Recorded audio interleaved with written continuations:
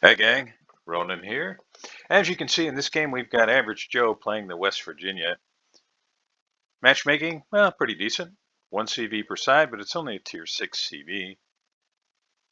You would think that having Fujin on your team would be a big help, but in this game, maybe not so much. Plenty of cruisers to shoot at. Surrey, Shores, Pensacola, La Galissoniere, Königsberg, Furataka. Should be good hunting. And whether the Fujin's going to help out or not, in the big picture, it's really not going to matter. Now let me tell you a little bit about the West Virginia 1941. Now why do they have 1941 tacked on there? Because there's some talk of the possibility of adding another year when the ship was much upgraded and improved. Now this ship has a base HP of 50,200, which you can see there on your screen. It's got 8 guns, 2 barrels in each of 4 turrets. These are 406s. They reload every 30 seconds. Rotation speed, 4 degrees per second. That's a 45-second, 180-degree turn time. Base firing range, 16.6 kilometers, 0.06 kilometers, excuse me. Max dispersion at that range, 220 meters. HE shells do a max damage of 5,700 with a base fire chance of 36%. The AP shells do a max damage of 12,400. There's a little bit of velocity difference between the HE shells and the AP. HE shells initial velocity is 803, AP shells 768. Another important thing to remember about this ship is that if you aim it at an island and don't turn in time, the ship will stop rather abruptly. And Joe is kindly going to give us an example. So thanks very much for that, Joe. Appreciate that. Secondaries, well, it's it's a tier 6 battleship. So the secondaries are really nothing to write home about. AA, well, you can make the same argument there, I guess. Maximum speed, it's about what you'd expect from a US tier 6 battleship. Max speed is 21 knots. Turning circle radius, 670 meters, which is pretty good. And I think those shells are going to be a little behind. Now, why do I say that? Let me explain that to you. This right here, this number, and you can see there's a little clock next to it. The whole idea behind this, if you're not using this reticule, you really should. It helps so much. This says that it's going to take 11.28 seconds for the shells from the time you fire them to hit that spot right there where you're aimed. Now, these hash marks are designed to give you some idea of how to adjust to make sure that you're accounting for that kind of travel time. So the way that you would, and you have to do this quickly, but a day's worth of practice and you'll have it down. You look at this number, 11.28, you say 11.3. Now, then the ship is on this side, so you would just count over this way. Now this is 10, right? So this is 11.3 would be right around there. So right around this spot is where you would want the center line of this ship to be, all right? Or wherever you want it to hit on this ship. It should be right around there is where you're aiming. So you would need to be aimed like over here somewhere, right? To be able to get that line and the center. So because he's aimed here when he fired or thereabouts, you can expect these shells to land around this far or so behind. So let's just move forward and you'll see what I'm talking about.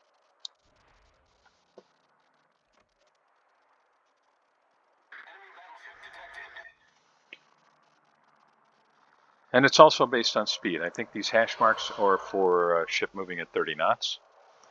Now, Königsberg, that is a very squishy ship that can be sunk. But Joe unfortunately changed his line just enough where he couldn't get his rear guns on him. And really should have pulled the trigger, I think, right here.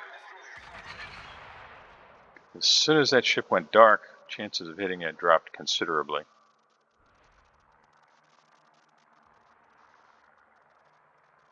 Now the bad guys draw first blood, taking out the friendly Ramat. Only one chance on the Königsberg. And too late. Got an island in the way. Joe's still reversing. Really needs to be moving forward. He's only got one ship that he can shoot, and now he has no ships that he can shoot. So his positioning right now is not good. Now, what do I mean by that? Well, I am all for taking up a center position when you're in a battleship, and I applaud that. I think that's great. But unfortunately, Joe's got himself in a position right here where he literally can't shoot anything. Right? I mean, there's nothing for him to put guns on, and probably won't be within the 30 seconds that it's going to take for his guns to reload. So what do I suggest? Well, he's already got a lot of his team on this side. My suggestion is to move out this way and help your Nelson. Colorado's pushing forward. It looks to me like, just based on just purely what we're seeing here on the minimap, Fujin's going to go outside and end up ultimately, I think, getting trapped. You're going to have a couple cruisers here. They're going to be helping out Fujin because they're not going to want to deal directly with Nelson. So Colorado's probably going to push forward, and there's going to be an opportunity there on Colorado. So let's just keep moving forward. And Joe's still in reverse, literally moving farther and farther away, but he's waiting on that cruiser. Now, I contend that he could have started moving forward earlier and gotten this same shot and been in a position to help the Nelson a little earlier, but big picture, not going to matter. And Joe makes a fantastic shot here. All right, so take a look at that. 6.75. That's 6.75. And that would be right on these rear turrets, which, if not a Citadel shot, at least would do big damage. I expect Königsberg to be gone very soon.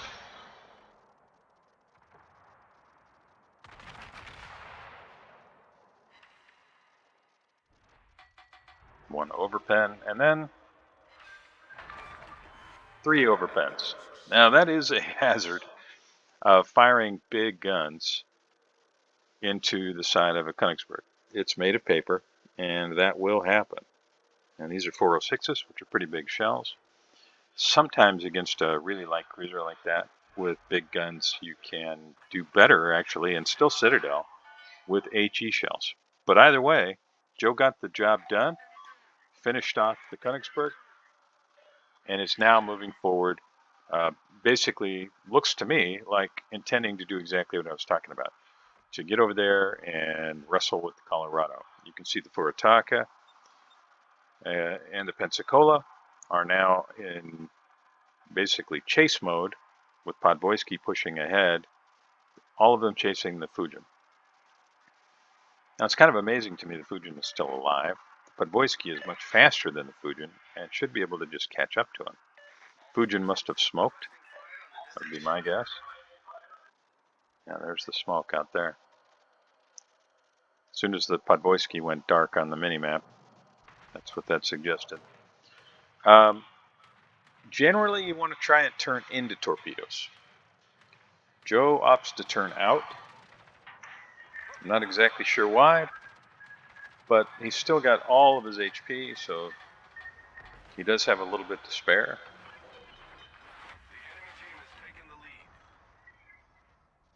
Now you got to be really careful showing broadside to the Colorado, because West Virginia is not what I would call heavily armored. What Tier 6 battleship is, right?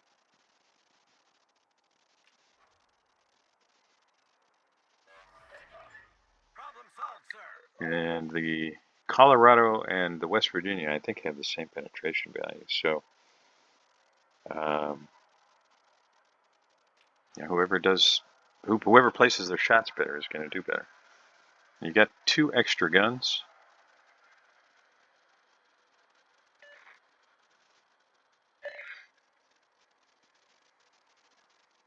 Oh, I take that back. You don't.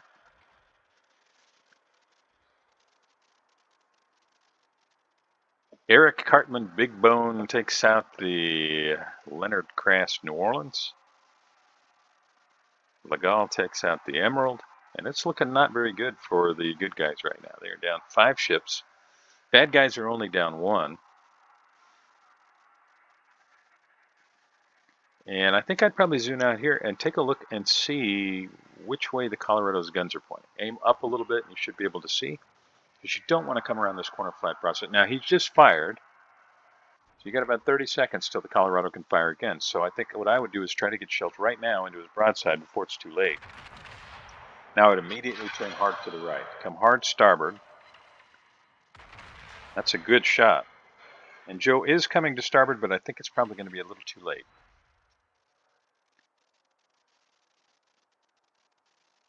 Because right here, he's really vulnerable. And here come the shells. Oof.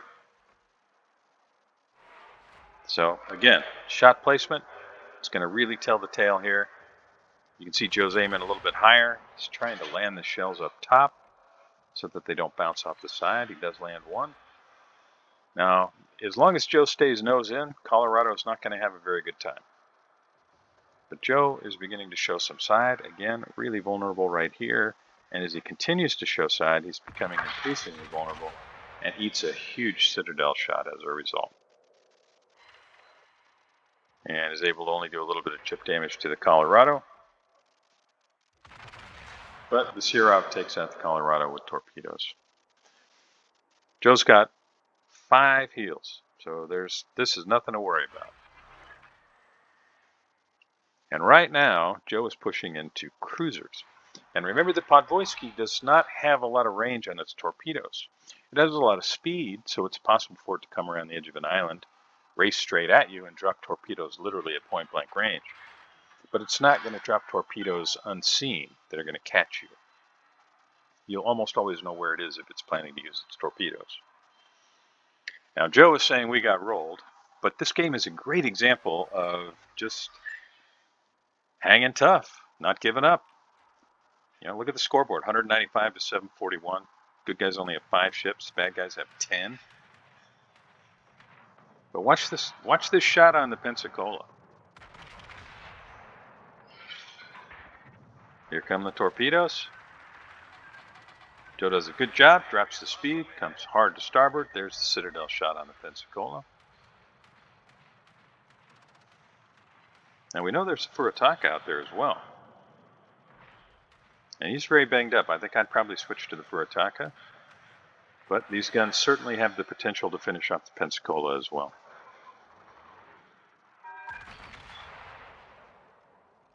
And if these land home, that's probably it for the Pensacola.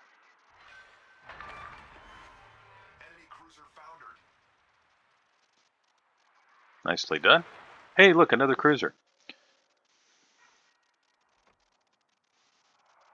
I'd aim a little bit lower and a little bit farther ahead.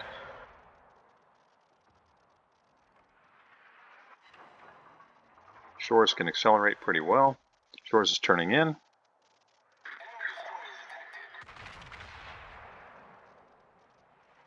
Shores is probably thinking, I got lots of HP I can spare. Got to accelerate forward now, Joe. Joe's slowing. I think I would have accelerated to be able to get another shot off, but either way, Shores is behind the island. You got to get the gun swinging around the other way now. Shores is no way you're going to hit him. And Joe's taking, big shots here, but nobody's really landing any damage. And Surrey certainly isn't going to from that range. So Shores really isn't a worry anymore.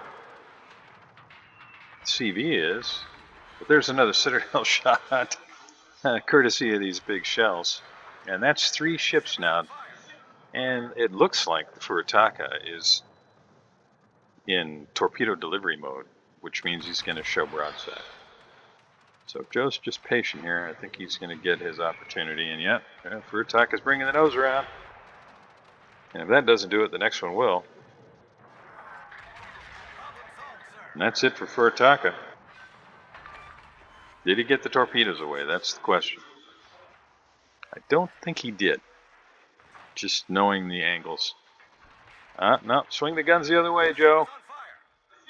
You're going to get 1 shot if you get him around fast enough. Somebody's going to sink that Shores. I hope it's you. Nope.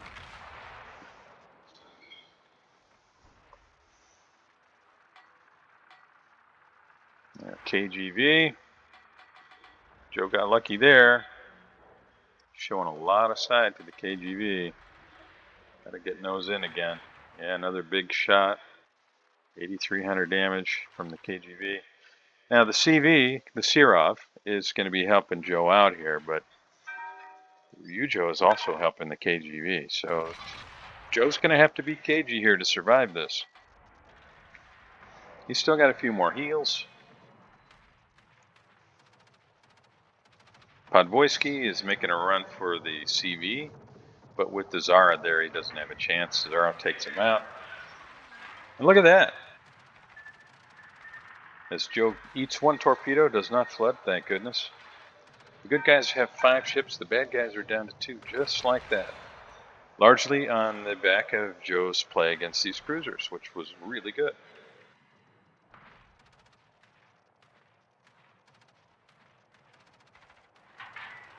I think I probably would have kept moving, but it's alright. Gonna have another heal back up in 10 seconds.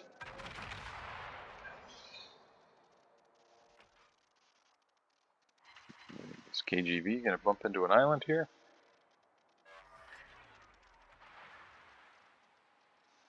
Yes, he did. Sitting full broadside, 90 degrees. That's how you can tell right there. 90 degrees. That is an absolute right angle.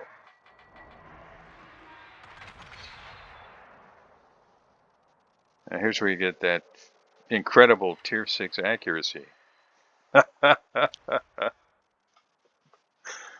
Nice shot, Joe. That was great. So, a game that looked absolutely beyond reach.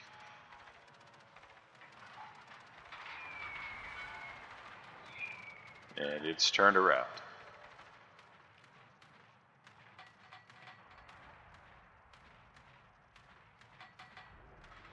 Now Joe's going to try and stay in the cap here, it looks like. Debatable whether or not that's worth it. But I certainly would not do what he's doing right now. And what am I talking about? Joe's guns are beginning to turn this way. I would not do that. We know the CV's out here. Now, if you want to look back here, what you do is you push the right mouse button down and hold it. And then you can spin around and look over here all you want, but your guns stay on the port side of the ship. Joe didn't do that. His guns are now swinging to the starboard side of the ship.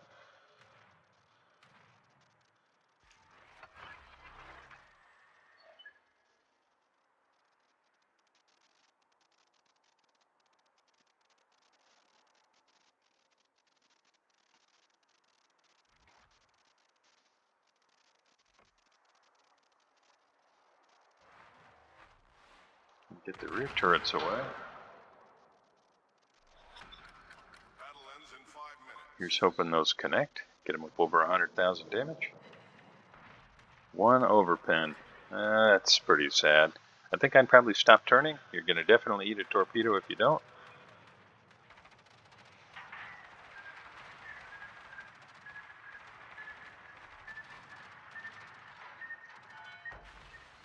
It's alright. Got a repair party.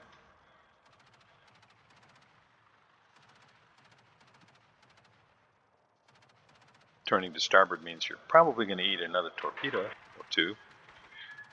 I hope you don't flood.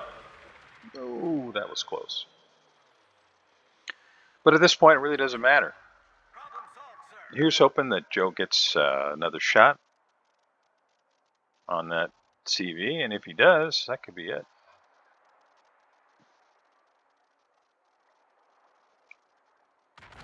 Right now, Joe is in a position to pick up a Kraken. So I will just say right now, Joe, great game, brother. Thanks for sending this to me. I really appreciate it. It was very fun to watch. I'll see you next time.